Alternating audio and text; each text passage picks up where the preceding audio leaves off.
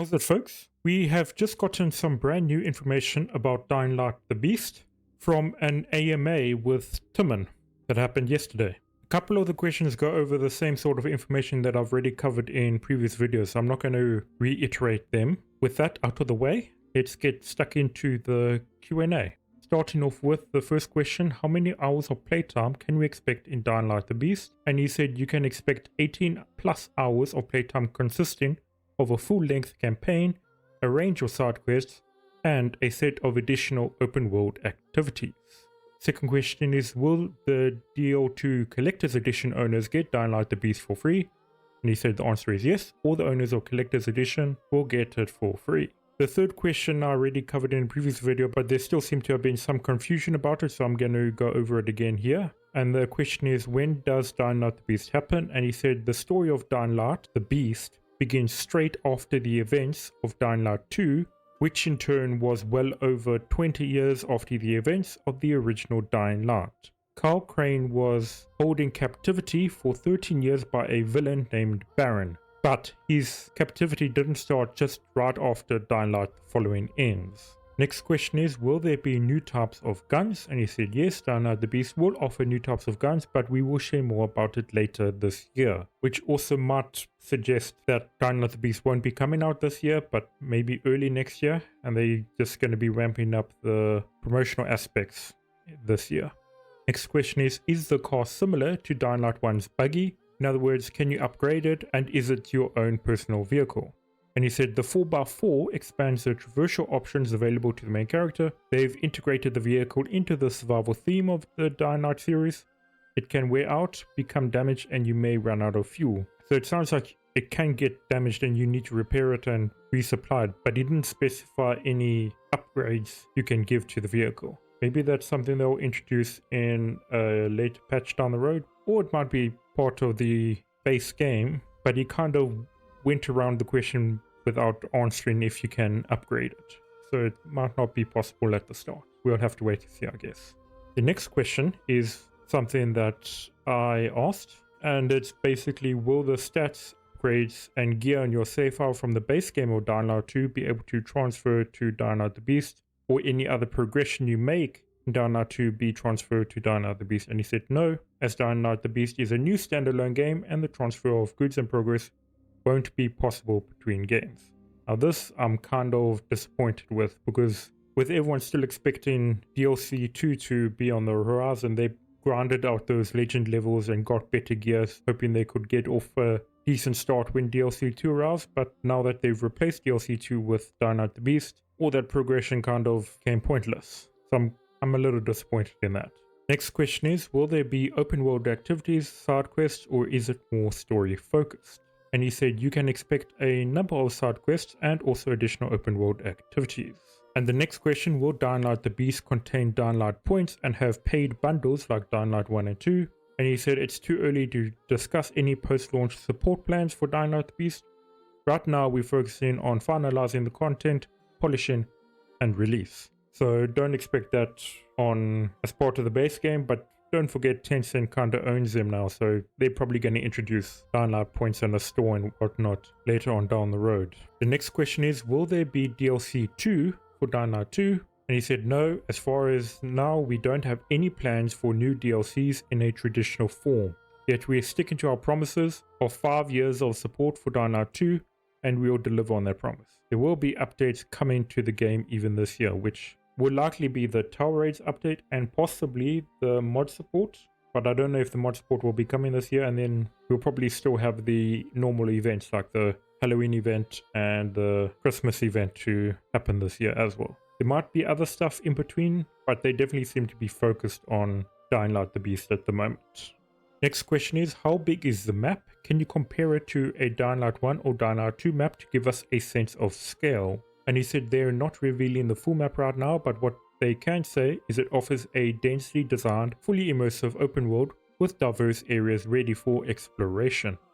You'll encounter a variety of distinct biomes and new locations that deliver unique gameplay experiences in a setting entirely new to the Dying Light series. We will share more about it and the world later this year. The next question is, how is Krane alive? Didn't he turn at the end of the following DLC? And they said they're not going to spoil the fun of finding out yourself when Dying Light the Beast launches. The new game connects the narratives of Dying Light and Dying Light 2 Stay Human and will answer some long-standing questions about the canonical endings of both games. So it is going to tie into the ending for Dying Light 2, so we're quite likely going to be meeting a either half or fully zombified Aiden after he left Villador. The next question is, who will be the composer of Dying Light the Beast? And they answered for Dying Light the Beast, we are collaborating with Olivier de Riviere, who's already composing a new soundtrack. This time the music will represent the forested survival-centric atmosphere of the game. You can expect something very unique and different from Olivier's previous works. And the next question, any inspiration or references that serve to help develop Dying Light the Beast, for example shows, movies, comics, etc.? And they answered, it's always challenging to pinpoint specific inspirations as we get ideas from different cultural and artistic sources. But one major inspiration for us was the Korean movie Oldboy, especially when it comes to building the character of the new Krane, captured out of the world, affected by experiments made on him, returning with revenge on his mind. As for the game's location, it was inspired by American TV shows presenting small mysterious towns like Twin Peaks or Stranger Things. So it definitely sounds like they're leaning into the horror elements a little bit more.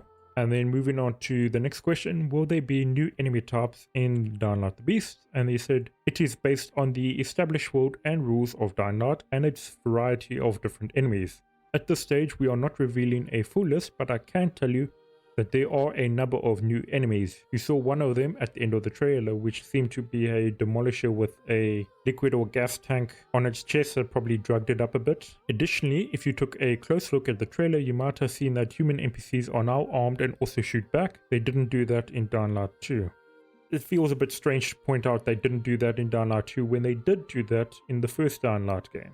You definitely came across enemies that shot at us in the first Dying Light game. So it's a bit strange to point it out that they didn't do it in Dying Light 2, so it's a new thing in the series. And moving on to the next question, can we expect some improvements in terms of enemy AR? They said yes, Dying Light Beast offers the most advanced gameplay features of any Dying Light game yet, and they will improve enemy behavior and AR. They are planning to introduce new AR systems and behaviors. As an example, we are equipping NPCs with rifles, which will make them more dangerous. Okay. A little disconcerting that he's brought it up again. Maybe they're keeping things closer to their chest, but a little worrying that the only new thing he's pointing out is an enemy faction of human NPCs using guns to shoot back at us. Okay, might as well move on. Next question is, since it's a standalone experience, is it running on a new upgraded version of the Dying Light 2 engine? Also, since Dying Light 2 will still receive updates, I imagine, do those updates carry over to the Beast, or will the two games be developed independently from each other? And he said Dying Light the Beast uses another iteration of their in-house engine and offers numerous graphical improvements compared to the previous Dying Light projects. They are focused on the details that make the world more vivid and immersive, lighting, materials, and weather effects. Some of these developments already are or will be introduced in Dying Light 2. So it's nice to see there will be some sort of cross-updating between the games. And the next question, will Dying Light the Beast have the same mechanics as Dying Light 2, like the grapple hook? And they said the Beast offers all the core gameplay elements of Dying Light series, presenting them in the most refined and advanced form. Additionally, the game will introduce some new mechanics as well, but it is too early to discuss the new features at this point. Next question is, what was the original plan for DLC2 before you guys made it into a standalone game? They don't want to reveal their original plans now. They might have some discussions for post-launch dev diaries. What they do want to focus on right now is, after the story leaked, they decided to take action. The result is a new project featuring Krane as the main protagonist, searching for revenge in the unique environment of Castor Woods. Moving on to the next question, will we see any returning characters? And he said, they are sure you're excited to see familiar faces, but they can't spoil the story for you just yet. Let's enjoy the fact that Krane is back, and he's back in his true form, voiced by the absolute voice acting master Roger Craig Smith. Moving on to the next question, we can see vehicles in the trailer, just wondering, will we be able to swap from a third-person angle like in the trailer to a first-person angle while driving? And they said they are focused on third-person perspective only, as it allows for better environmental awareness while driving in the zombie-filled open world of the Beast. Next question is, to what extent will the choices the player make matter? For Dying Light the Beast, they have chosen a linear story. This is a new adventure in the Dying Light series, so their goal with this game is to provide a fresh and engaging story. They believe this approach will allow us to present a more immersive experience for our players. I'm pretty happy with them taking a more linear approach to the story, because not really a fan of how the choices worked out in Dying Light 2. And I hope with them going for a more focused story, they can make it better rather than spreading it loosely across what would have been a multi-choice story. The next question is, will the swamp from the DLC2 concept art stay in the new game? And he said, the Dying Light Beast offers a unique environment for the Dying Light series, different to the urban settings of Villador or Haran. The Valley of Castle Woods is home to a national park with mountains, forests, fields and swamps, small villages, industrial complexes and the touristy town, which is perfect for parkour. The new location is densely packed and tightly crafted with lots of mysteries to uncover. Which brings us neatly onto the next question, will Dying Light the Beast feature secrets and Easter eggs like those in the original Dying Light? And if so, can you share any details about what players might discover? And he said absolutely, there will certainly be secrets and Easter eggs to discover in Dying Light the Beast, but revealing them now would just spoil all the fun, wouldn't it? Moving on to the next question, will Dying Light the Beast include co-op? And he said yes, up to 4 players. When is it expected to be released? They'll reveal it once it's ready. And then the final question, is it necessary to play Dying Light 2 before Dying Light the Beast? While this new setting is described as a standalone game, this is a direct continuation of Krane's story, and I'm wondering what standalone means in this case. And they said, if you've never played Dying Light before, the standalone adventure presents a great introduction to the franchise. After years of captivity, the world through the hero's eyes is as new to him as it is to you. And since Dying Light the Beast brings the most evolved and polished version of the Dying Light game pillars, you will learn quickly what makes the series so special. And that's all the questions that were answered by Timon. When more news about the game pops out, I will cover more videos on it. There has been some stuff coming out of Gamescom, but it is pretty heavily into spoiler territory, so I'm probably not going to make a video about that. Other than that, I hope you all have a fantastic day, good night and good luck.